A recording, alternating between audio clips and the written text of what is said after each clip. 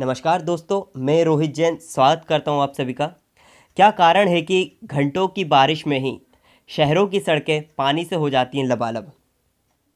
क्यों ऐसा होता है कि थोड़ी सी बारिश होते ही हमारे कई शहर टापू में बदल जाते हैं? आखिर क्या है इसकी वजह और क्या इसका कोई स्थायी समाधान है? आज हम इसी के बारे में चर्चा करेंगे। जी हाँ, ड्रेनेज सिस्टम जो आज वर्तमान में शहरों में सबसे मुख्य समस्या के रूप में उभर कर आ रहा है। तो चलिए इसको आगे बढ़ाते हैं। जलवायु परिवर्तन के कारण बारिश का पैटर्न बदल गया है।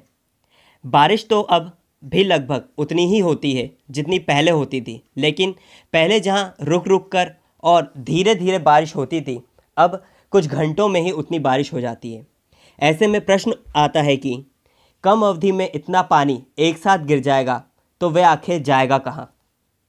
कुछ विचार है जिनको अमल में लाकर इस स्थिति को सुधारा जा सकता है।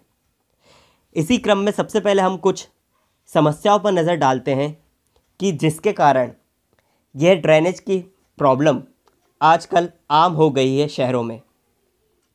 सबसे पहले वाटर बॉडीज़ पर अतिक्रमण, हर जगह कंक्रीटीकरण। हुआ यह है इसके अंतर्गत कि हर शहर के आसपास जो वाटर बॉडीज़ हैं, या तो उन पर अतिक्रमण हो गया है या उनमें गाद जमा हो गई है। इससे जितनी बारिश होती है उसके पानी को समाहित करने के लिए उनमें जगह ही नहीं बचती और वह बैक वाटर के तौर पर वापस शहर में घुसता है। दूसरी वजह यह है कि जैसे जैसे शहर फैलते जा रहे हैं, उनके आसपास खाली जगह कम होती जा रही है। हर तरफ घर या सड़क है या कंक्रीट की कोई संरचना। पहले जो पानी खाली जगहों से होते हुए ज़मीन में चला जाता था, वह अब नहीं जा पा रहा है और बाढ़ के रूप में ही शहरों में जमा हो जा रहा है। इसी क्रम में दूसरी जो मुख्य समस्या है वो ये है कि स्टॉर्म वाटर ड्रेनेज की डिज़ाइनिंग में विसंगति पाई जाती है। बारिश के पानी की निकासी के लिए कई बड़े शहरों में स्टॉर्म वाटर ड्रेन, बरसाती नालियाँ बनी हुई हैं, लेकिन उनकी डिज़ाइन में विसंगति है। उन्हें बनाते समय बरसाती पानी का कम, सीवरेज के पानी का ज़्यादा ध्यान रखा गया है। यानी उनमें बरसाती पानी की जगह सीवरेज का पानी बहता रहता है। सीवरेज के पानी का मतलब उसमें पॉलीथीन, कचरा और मलबा सभी होता है। तो जब तेज़ बारिश होगी तो उस समय भी बरसाती नालियों से पानी उसके गंतव्य तक जाने के बजाय घरों की सीवर लाइन में आ जाएगा या फिर गलियों, सड़कों पर आ जाता है। इसी कारण से ये समस्या बढ़ जाती है। तीसरी समस्या ये है कि विकास का पुराना ढांचा और सटीक योजना का अभाव है। हमारे विकास का ढांचा पुराना है। पुराने कस्बे ही शहर और शहर ही महानगर बन जाते हैं। यहाँ नए शहर नहीं बनाए जाते, इसलिए किसी भी सिस्टम में प्लान अप्रोच नहीं है। फिर प्लानिंग होती भी है तो उसमें सटीक अनुमान नहीं लगा पाते, क्योंकि उसमें हम शहर में रहने वाले लोगों की बढ़ती आबादी का अनुमान लगा लेते हैं, लेकिन आसपास के गांव कस्बों से जो लोग आ जाते हैं उनकी गणना नहीं की जाती है। सिस्टम में उनका भी दबाव बढ़ जाता है। तो जो ढांचा 10 साल के मद्देनज़र बनाया जाता है, वे 2 से 3 साल में ही बेकार हो जाता है। एक चौथी सबसे मुख्य समस्या जो अक्सर मुंबई और चेन्नई जैसे शहरों में देखी जाती है, वहाँ पर समुद्री ज्वार की लहरों से भी स्थिति बिगड़ जाती है। इसमें आगे है कि इस प्रकार कि अगर मुंबई को देखें तो वहाँ की स्थिति खराब होने की एक प्रमुख वजह समुद्र भी है। समुद्र में ज्वार की लहरें आती रहती हैं। जब बहुत ज़्यादा बारिश होने पर पानी समुद्र की ओर जाने का प्रयास करता है तो समुद्र में उठने वाले ज्वार की लहरें उस पानी को सागर में मिलने से रोक देती हैं, जो बैक वाटर के रूप में शहर में ही लौट आता है। इससे पहले ही बदतर बाढ़ की स्थिति और गंभीर भी बन चुकी हैं। मुंबई में ढांचागत अन्य समस्याएं तो पहले से ही हैं। उसी क्रम में मुंबई में ड्रेनेज का जो सिस्टम बना हुआ है वह अंग्रेज़ों के ज़माने का है, जो केवल 25 mm बारिश के लिए पर्याप्त थे। यही स्थिति कुछ चेन्नई की भी ही है। अगर इसी क्रम में हम आगे बढ़ें और अगर इसके समस्या के समाधान की तरफ नज़र डालें तो इसमें कुछ तरीके उभर कर आते हैं जिनको अपनाकर इस समस्या को रोका जा सकता है और इसकी परेशानी को दूर किया जा सकता है। सबसे पहले है कि तालाबों व बरसाती नालियों का उचित प्रबंधन किया जा सके। सीवेज लाइनों के समानांतर स्टॉर्म वाटर लाइनों का सिस्टम विकसित करना होगा। बरसात के पहले उनका उचित प्रबंधन भी करना होगा ताकि तेज़ बारिश के समय उनमें पानी रुके नहीं। इस पानी को जहाँ जाकर मिलना है या शहर के आसपास के तालाबों में, उनमें भी हर साल भरी हुई गाद को 4-5 फीट तक निकाल दिया जाए तो कई शहरों की आधी समस्या केवल इन 2 कामों से ही पूरी हो सकती है।